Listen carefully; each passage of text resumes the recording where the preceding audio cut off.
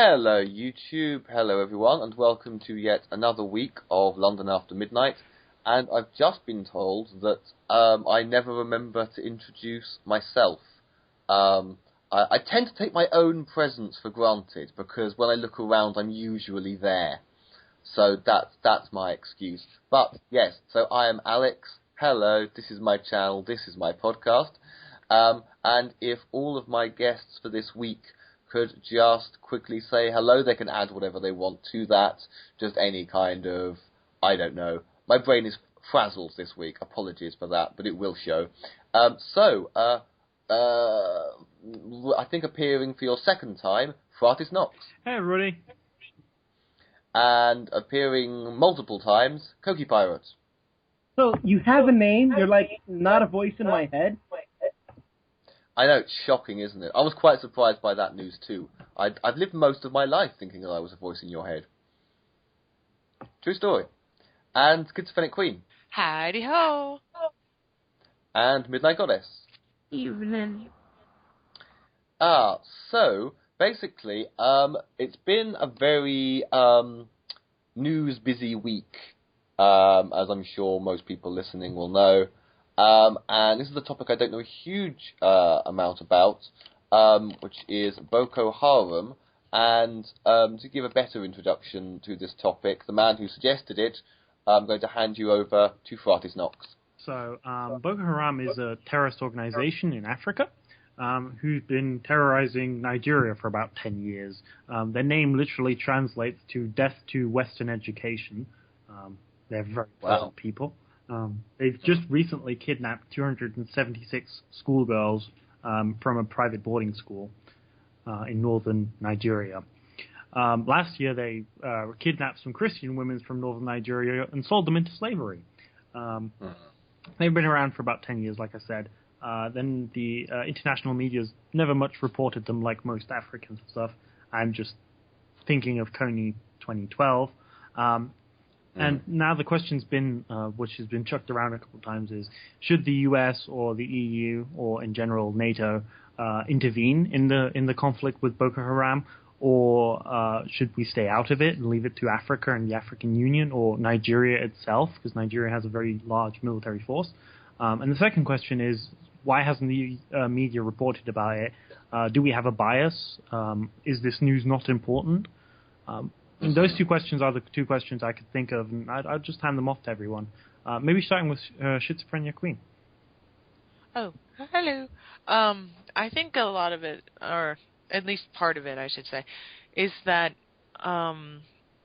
people don't necessarily know that these things are going on. And people do tend to be more immediately concerned with things that directly affect them. So yeah. So you're going to say that because Africa is a far away place, especially from America, and it doesn't directly affect America in a way, that's why the media isn't reporting on them that much. And yes, and with that, people have seemed to not care about it because they simply didn't know about it. Okay. It's a self-perpetuating problem. And the media is very selective about these things for whatever reasons it has. Yeah. I would like to ask, when did this thing start? You mentioned like it's a decade old or something like that. In 2004, I mean, there was a lot of other stuff going on in the media spotlight. I'm thinking particularly, the conflicts in Iraq, Afghanistan, and so on. I mean, as far as I know, it's at least 10 years old, but they've been around for a while. They've been kicking around for a while. I mean, they've been not just in Nigeria. They've been in Cameroon and Chad. They've been around since, according to the Wikipedia page, since 2001. So they've been kicking around for about 15 years now.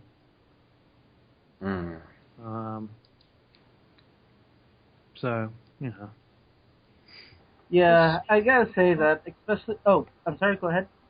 But shouldn't the simple fact that they're dealing in human trafficking be something that we should all care about, regardless of whether it's happening on our soil or somebody else's? The media's got to decide to care where what the question that this article is raising is I'm paraphrasing, but why did we just start caring? When I say we, why did it suddenly become something that we should care about?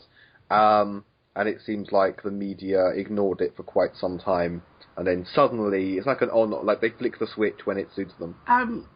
Question: were the most recent victims white? Nope. They were all women of color.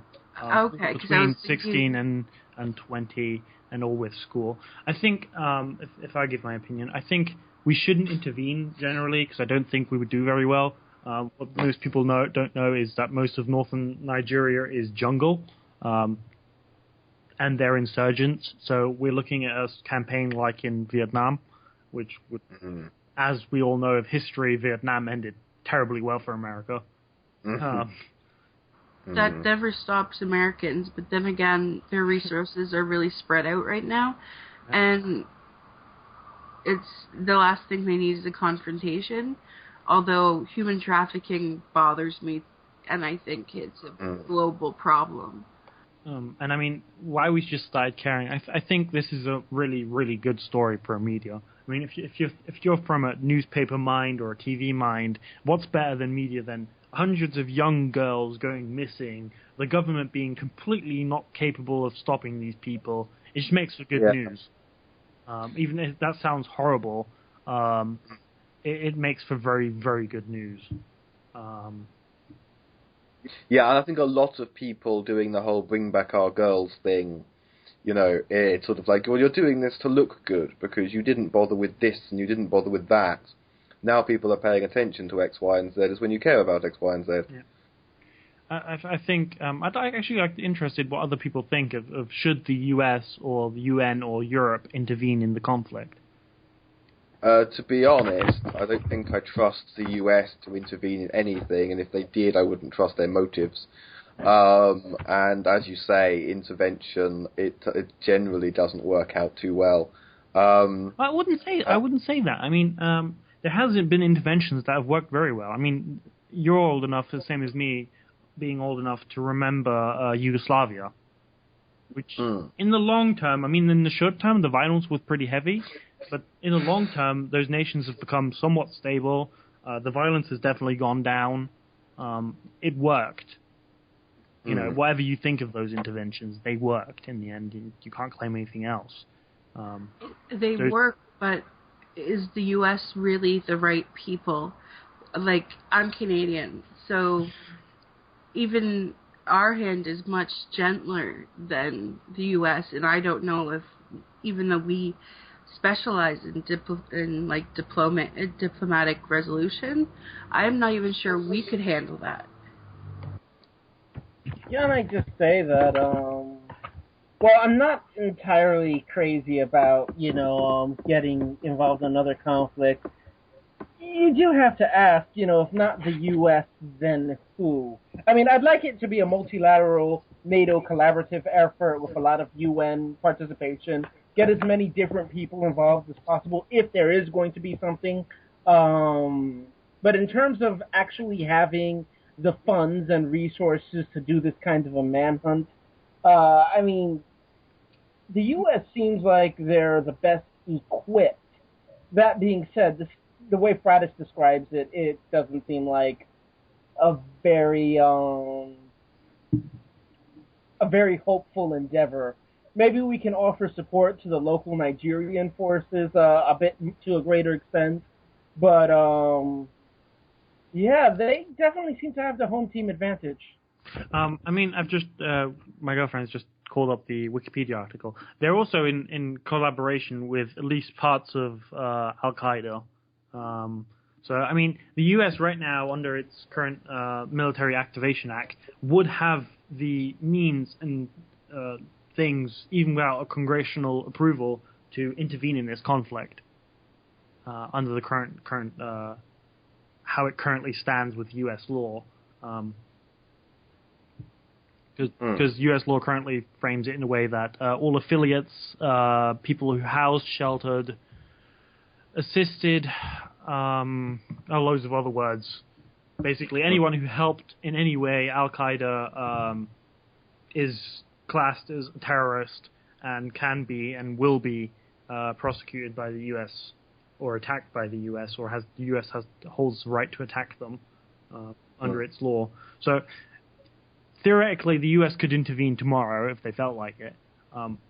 Like I said, the question is should they and could they? I mean, all the other nations. I mean, I don't think any other Western nation, maybe barring Canada, but even Canada, I don't think has the forces and people and equipment to intervene in the conflict like that. And going by their principles and, well, their name, it seems highly unlikely that these people will be peacefully re-enfranchised and integrated, huh? These are like some really nasty people. Yeah. I think that's a good thing to remember, that these people are, nasty, nasty people. Like I said, they sell people into slavery or into forced marriages. They will attack school institutions in Nigeria, especially for girls. They'll do really horrible things, and according to reports, they've killed more than 10,000 people in the last 10 years. Wow. Yeah. This sounds like an oh dearism moment for me. I think it's just this sounds like one of those things that you wish you could do something about and you don't know how. Whether the UN would be better to go in, I don't really feel qualified to comment. Well, the thing about the UN is useless unless the US decides to make it useful. Right. The biggest force, Libya is a good example of the UN trying to do something, failing, the US then coming in and basically helping along. Like France, England, and was it Spain? I think it might have been Spain, try to intervene in Libya. That worked for about a week or two. Then they started running into trouble with their gear and not having enough weapons and bombs and stuff to actually intervene. Then the US had to come out and help. And that was just to enforce a no-fly zone. I mean, this isn't even a ground force operation. So a UN operation would be, if at all, a US-led probably operation. Or does anybody else have anything to add? I think you summed it up really well. Calling it an oh dearism just seems really difficult. I don't know, like, between Syria and Crimea and I don't know. It seemed like for a while I thought that the world was like in a state of relative peace, except it just seems to be unraveling lately. But then again, the whole relative peace was pretty short anyway, huh? So I don't know which bit of the world or which heap of shit that's going on to be most depressed by or scared by, to be honest. For me, that would definitely be Russia's resurging imperialism. But okay, that's right in front of my doorstep, sitting in Europe, so, Yeah. Okay. Do we feel that we're done with this topic? I think so. I think that's really well. Okay, well, this has been Monday's London After Midnight, so it's goodbye from Fratis. Goodbye. And it's goodbye from Queenie. Goodbye. And it's goodbye from Koki. May the hamster prosperity rest upon your head. And yours also. And goodbye from Midnight. Good night, and be nice to the chickens, man. Exactly. And it's good night from me, Alex.